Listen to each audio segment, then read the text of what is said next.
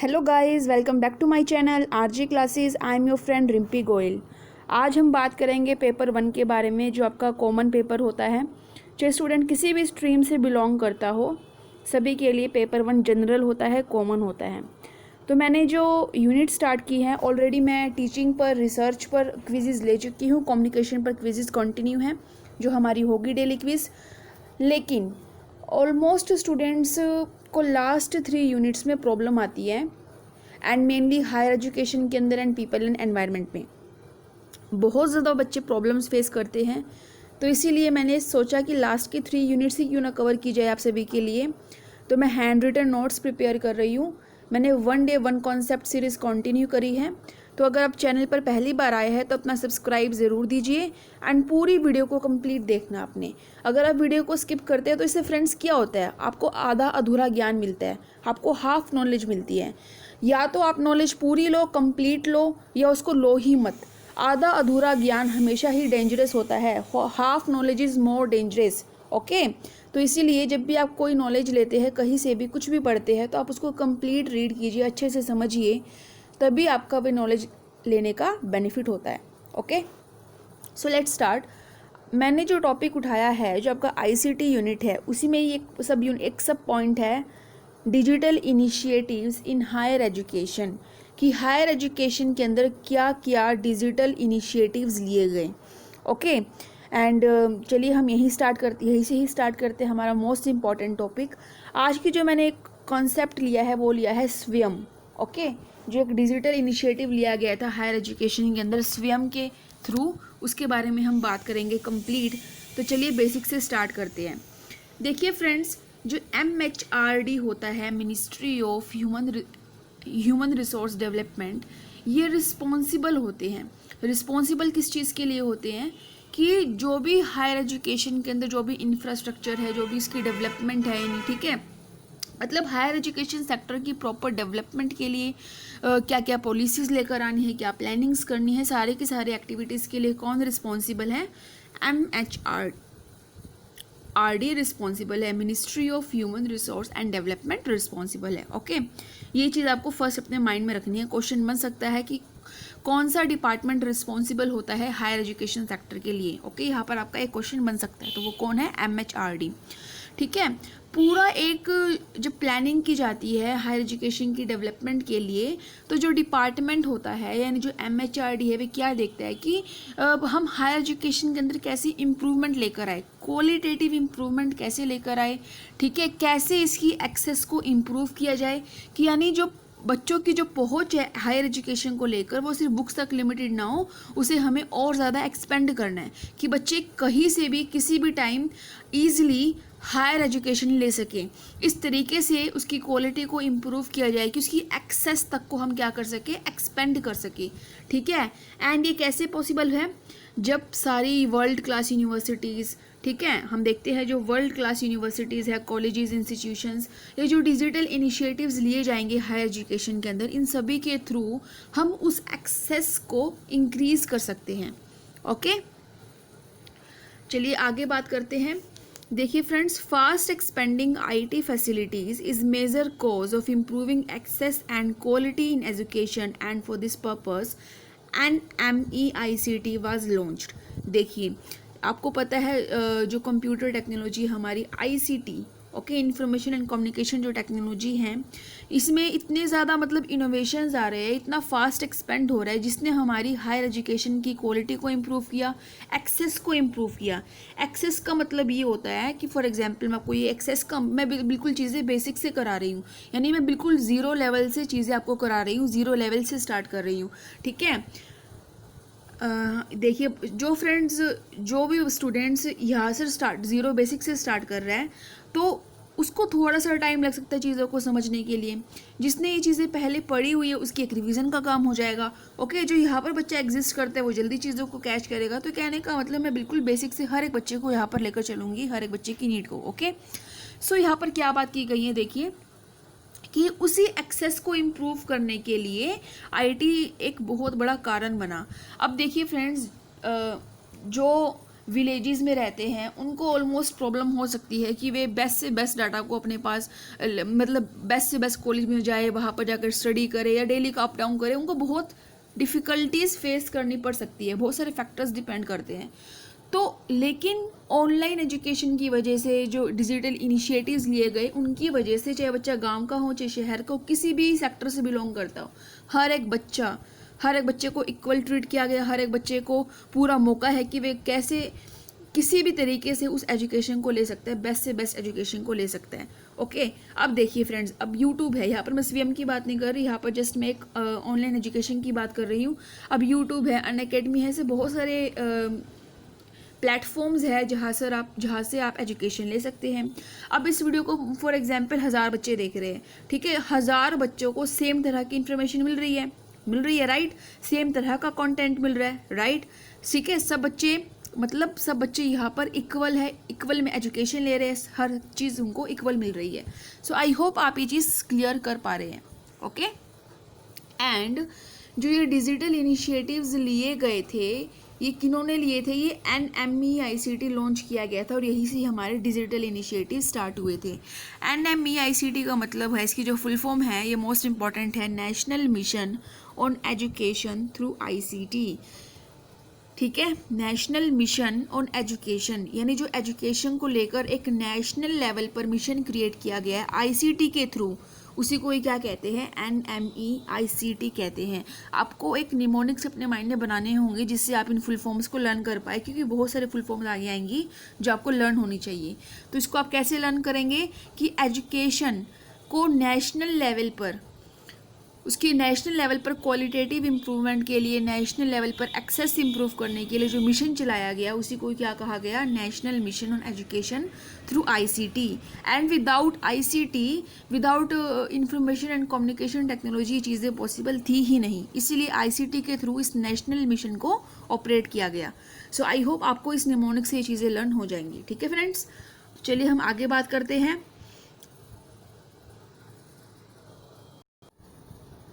And एक बात और जो बहुत ज़्यादा इम्पॉर्टेंट थी, NMEICT ने 5 साल से बहुत ज़्यादा कंट्रीब्यूट किया है, यानी अब तक 5 सालों से बहुत ज़्यादा कंट्रीब्यूट किया है NMEICT ने, हमारे एजुकेशन, हायर एजुकेशन सिनेरियो को कम्प्लीटली चेंज कर दिया है। ठीक है, अब क्या क्या इनिशिएटिव्स लिए गए थे हम इस पर बात करेंगे। सबसे पहले हम बात करेंगे स्वयं के बारे में। देखिए फ्रेंड्स, एक हिंदी वर्ड है, अगर आप इसको खुद वोकल बोलते हैं स्वयं, ये क्या है? एक हिंदी वर्ड है। ठीक है, स्वयं क्या है? एक हिंदी वर्ड है, यानी इसका मतलब क्या है कि आप चीज़ों को खुद कर रहे हैं। ठीक है, आप सेल्फ कर रहे हैं, चीज़ों को स्वयं कर रहे हैं। ठीक है, तो यहाँ पर ये एक हिंदी वर्जन वर्ड है स्वयं। ठीक है, तो स्वयं का मतलब क्या है? ये एक फ्री ऑनलाइन एजुकेशन प्रोवाइड करता है स्टूडेंट्स को, शिक्षित भारत उन्नत भारत। ये इसका जब आप एक स्लोगन देखेंगे नेट पर, यहाँ पर मैं पिक्चर पेस्ट नहीं कर पाई, बट आप इसको अगर आप देखते हैं, गूगल करते हैं, तो देन यू विल नो कि इसका जो स्लोगन है उसमें कहा गया है शिक्षित भारत उन्नत भारत। ठीक है, ये चीज़ें भी मोस्ट इंपॉर्टेंट रहती है, जो हम छोटी छोटी बातों को इग्नोर कर देते हैं, वही एग्जाम में क्वेश्चन का रूप लेकर आ जाती है।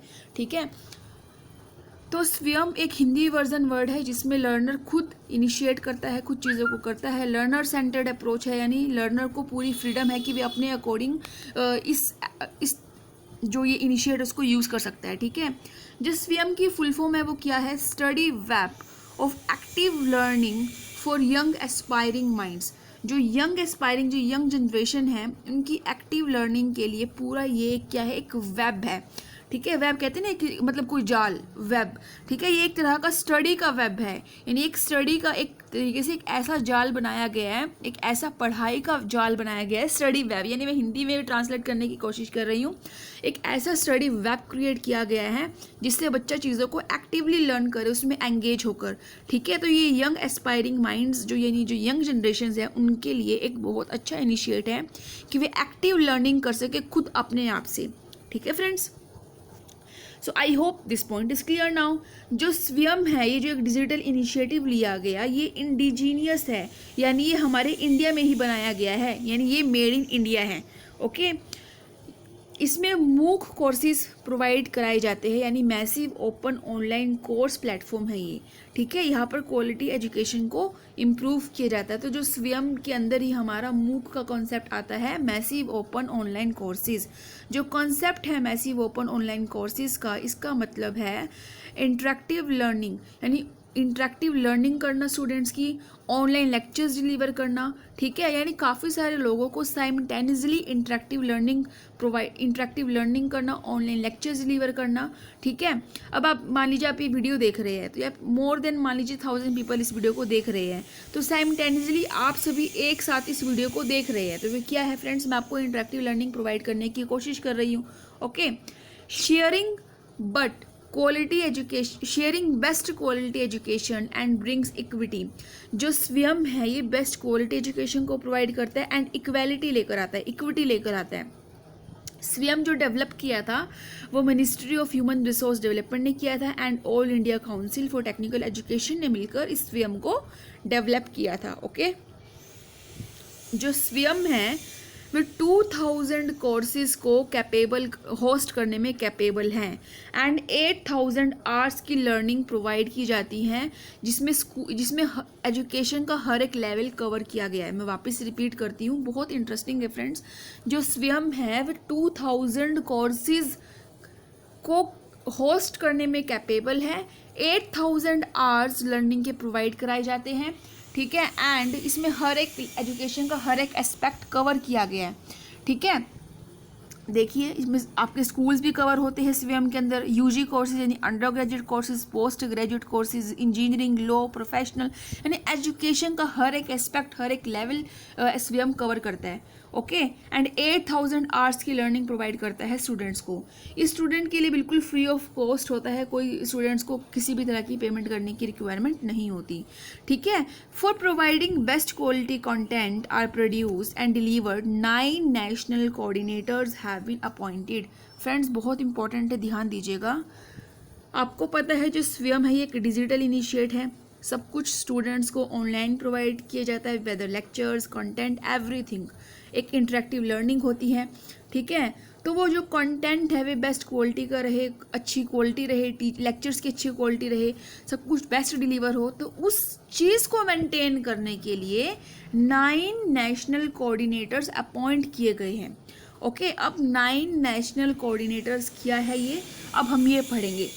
ओके, जो 9 नेशनल कोऑर्डिनेटर्स हैं ये रिस्पॉन्सिबल है उस कंटेंट के लिए जो ऑनलाइन प्रोवाइड किए जाते हैं, यानी स्वयं पर जो भी चीज़ें आपको ऑनलाइन मिलती है, जो भी कोर्सेज आपको मिलते हैं, स्ट्रक्चर्ड कोर्सेज, जो भी आपको 8000 आवर्स की लर्निंग होती है, वे सारी क्या है फ्रेंड्स, जो भी कंटेंट वहाँ पर अवेलेबल होता है, उस कंटेंट की क्वालिटी को मेंटेन करने के लिए 9 नेशनल कोऑर्डिनेटर्स अपॉइंट किए गए हैं, ठीक है।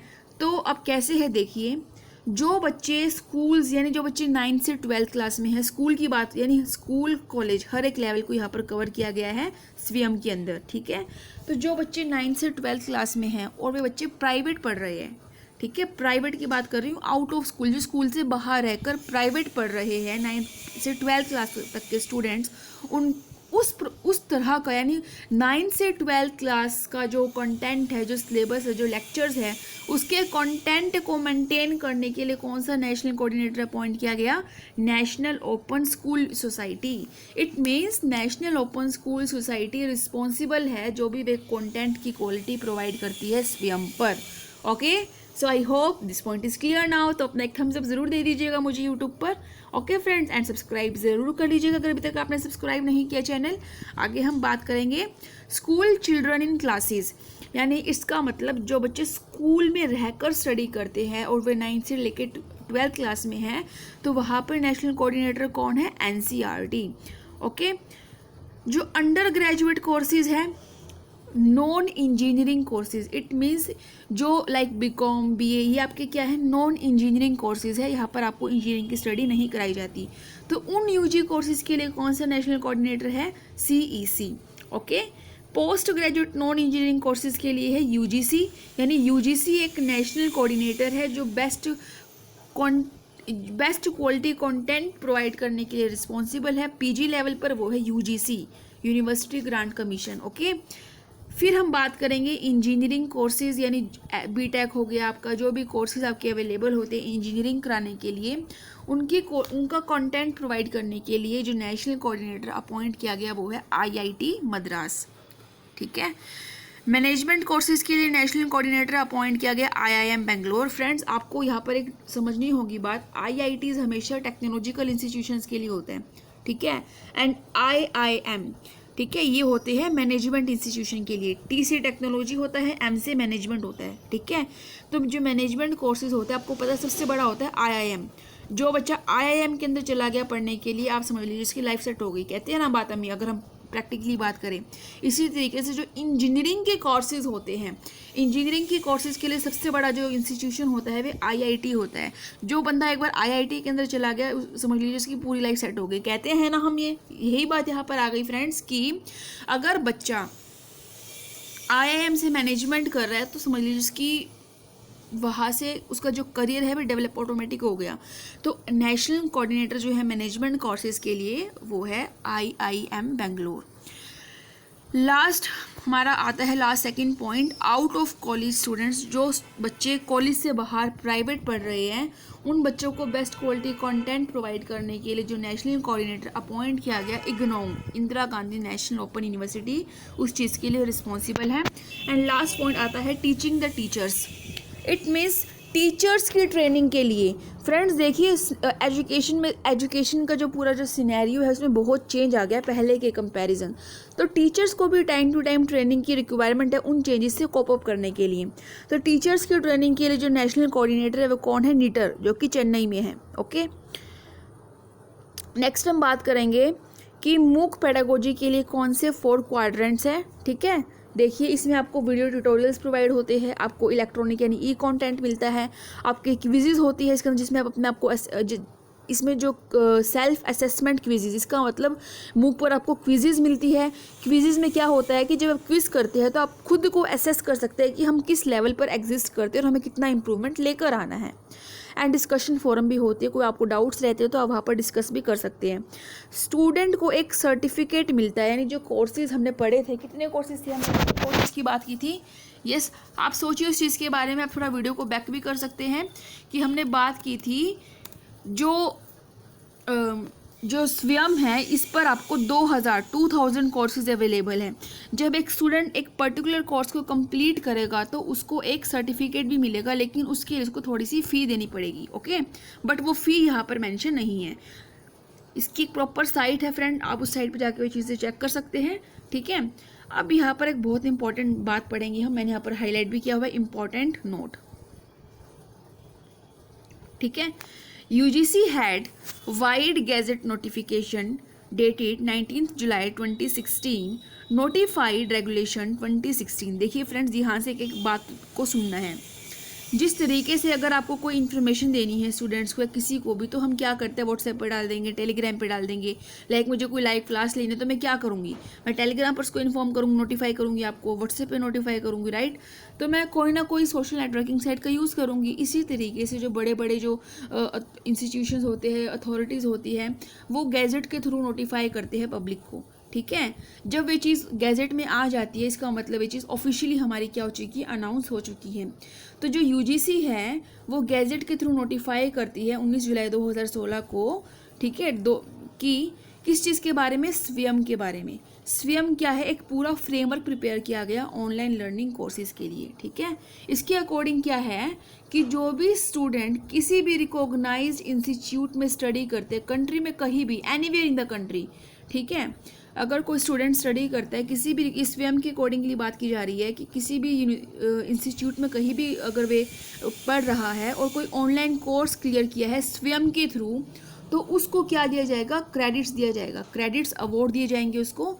एंड जो क्रेडिट्स वे अर्न करेगा वो क्रेडिट उसके ट्रांसफ़र हो जाएंगे उसके होस्ट इंस्टीट्यूट से पेरेंट इंस्टीट्यूट में जहाँ पर वे स्टडी करते हैं।